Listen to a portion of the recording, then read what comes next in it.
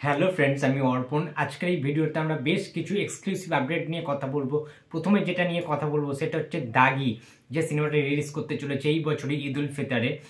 আফরান নিসোর one of the best কাজ হতে চলেছে। সেই দাগি সিনেমাটার কিন্তু টিজার আজকে ড্রপ করা হয়েছে। তো টিজারটা আমার কেমন লেগেছে তো দেখো বন্ধুরা, 1 মিনিট 7 সেকেন্ডের একটা টিজার রয়েছে। আফরান নিসোর কাজ আমরা আগে দেখেছি।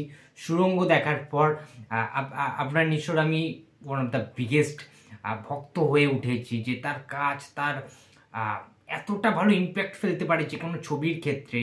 তার থাকা না থাকা কিন্তু ডিফারেন্স করে দেয় যে কোনো মুভির ক্ষেত্রে। বাংলাদেশে অ্যাজ আ পিওর অভিনেতা হিসেবে তার কিন্তু অনেক জিনিস দেখাবার রয়েছে এখনো। দাগি ছবিটা ফুললি কমার্শিয়াল অ্যাকশন প্যাকেজের সিনেমা হতে চলেছে। একজন জেলের কয়েদি, জেলের আসামি একজন ক্রাইম করে বেড়ায় এবং তার লাইফটা, অর্থাৎ একটা তারা কোড ইউজ করেছে, খুব ভালো লাগলো সেটা দেখে, যে জেলের দাগ যার একবার গায়ে লেগেছে সেই তো দাগি সারাটা জীবন। এটা বেশ ভালো লেগেছে আমার ক্যাপশনটা। প্রোডাকশন হাউসের নাম যদি বলি, SVF, আলফা, চরকি, তিনটে প্রযোজনা সংস্থা একসাথে এই সিনেমাটাকে প্রেজেন্ট করছে। তমা রয়েছে নায়িকা হিসাবে। খুব ভালো হবে আশা করছি। যে ডার্ক শেডে দেখানো হয়েছে জিনিসপত্রগুলো, জেলের ভেতরে অ্যাকশন সিকোয়েন্স রয়েছে এবং হাত থেকে রক্ত ঝরছে, ব্লাড ঝরছে আফরান নিসোর। তো খুব ভালো লাগছে দেখতে।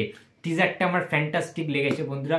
তো দেখা যাক, আপকামিং আপডেট নিয়ে তোমাদের অবশ্যই বলবো, ট্রেলার রিভিউ অবশ্যই করবো পরবর্তীতে। এখন সেকেন্ড যেটা নিয়ে আপডেট নিয়ে কথা বলবো সেটা হচ্ছে রক্তবীজ 2 এর কিন্তু শুটিং স্টার্ট হয়ে গেল।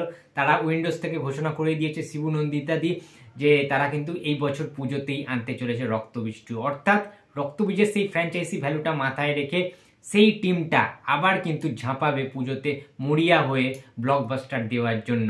রক্তবীজটা কতটা সাকসেসফুল হয়েছিল, বক্স অফিস জাস্ট ব্লাস্ট করে দিয়েছিল, সেটা আমরা সবাই জানি।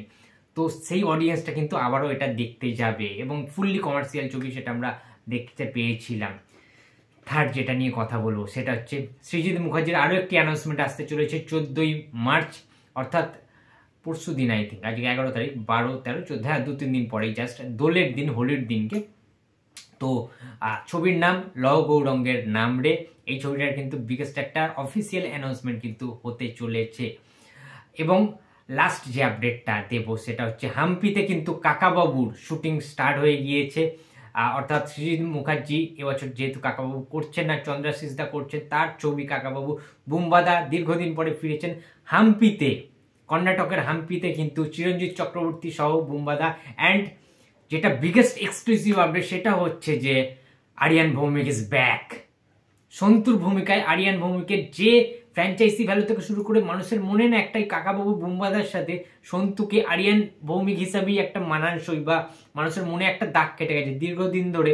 যে 3টি ছবি হয়েছে কাকাবাবু ফ্র্যাঞ্চাইজির, মিশর রহস্য, ইয়েতি অভিযান এবং কাকাবাবুর প্রত্যাবর্তন, সৃজিত মুখার্জির এই 3টে ছবির মাধ্যমে আরিয়ান ভৌমিক সন্তু হিসাবে, অ্যাজ আ সন্তু হিসাবে মানুষের, দর্শকদের মনে কিন্তু একটা জায়গা করে নিয়েছে। সুতরাং সেই মতোই আরিয়ান ভৌমিক ছাড়া অন্য কাউকেই মানাবে না, বা দর্শকদের একটা চাহিদা, একটা ডিমান্ডের কথা ভেবে কিন্তু পরিবর্তন করা হয়েছে। সেই সন্তুকেই, অর্থাৎ আরিয়ান ভৌমিককেই সন্তু রূপে আবার ফিরিয়ে আনা হয়েছে কাকাবাবুর পাশে।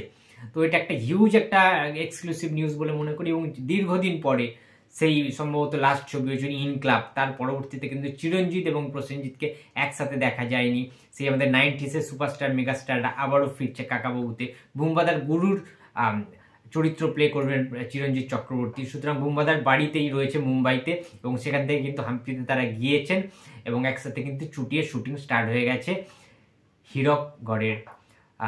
বিজয়নগরের হিরে এই সিনেমাটার জন্য। তো বন্ধুরা, এই ছিল আজকে আমার ভিডিও। তো ভিডিওটি যদি ভালো লাগে তো প্লিজ লাইক করো, কমেন্ট করো, শেয়ার করতে ভুলো না। যদি চ্যানেলে নতুন হয়ে থাকো তো প্লিজ সাবস্ক্রাইব করে দিও। তো দেখা হচ্ছে আবার পরের ভিডিওতে। তো টাটা।